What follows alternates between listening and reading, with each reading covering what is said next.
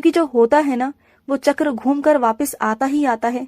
अगर तुम कभी किसी का बुरा चाहोगे ना तो तुम्हारा बुरा होगा, जरूर जरूर होगा।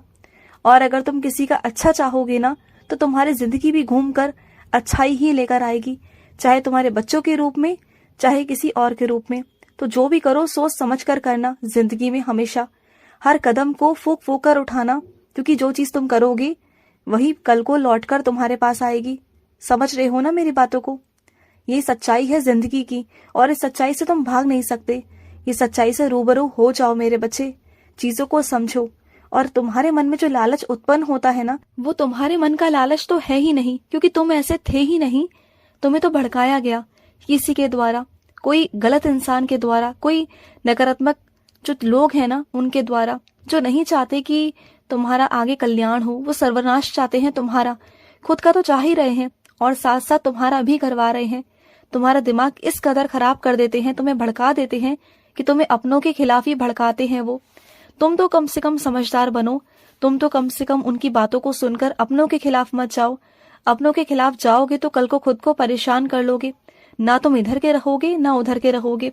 क्योंकि जिनके भड़कावे में तुम आ रहे हो ना वो किसी के सगे नहीं। तुम्हें क्या लगता है कि तुम उनके भड़कावे में आकर तो तुम अपने परिवार को दुख तो पहुंचाओगे? क्या कल को वो तुम्हारा साथ देंगे? कल को वो भी तुम्हारा साथ छोड़कर चले जाएंगे, फिर क्या करोगे? ना इधर के रहोगे ना उधर के रहोगे, फिर परेशान हो जाओगे, पछताओगे जिंदगी में कि तुमने ये क्या कर दिया। और मैं नहीं चाहता कि तुम जिंदगी में पछताओ, मैं तुम्हें बचा रहा हूँ। बातों को समझने की कोशिश करो, समझ रहे हो ना?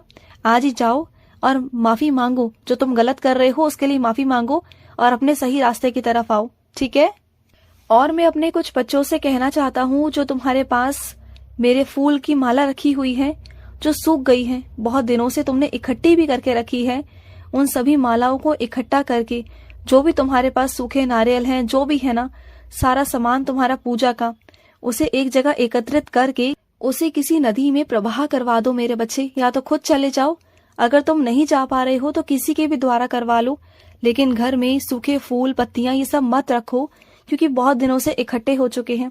और किसी के पाँव के नीचे आए ये तो गलत है ना, क्योंकि वो सब मेरे चढ़े हुए हैं, मुझे स्पर्श किए हुए हैं। और जो चीज मुझे स्पर्श कर जाती है ना एक बार, वो पवित्र हो जाती है, चाहे वो तुम ही क्यों ना हो। तभी तो तुम्हें कहता हूँ कि रोज मेरे पाँव छुओ, मुझे स्पर्श करो। जब जब तुम मुझे स्पर्श करोगे, मुझे नमस्कार करोगे ना, तुम्हारी आत्मा भी पवित्र होती चली जाएगी, अनमोल होती चली जाएगी। तो बातों को समझो। तो तुम एकत्रित करके उसे नदी में बहा दो। और सुनो, अगर सामने वाला अपने कामों को बहुत ज्यादा महत्व देता है और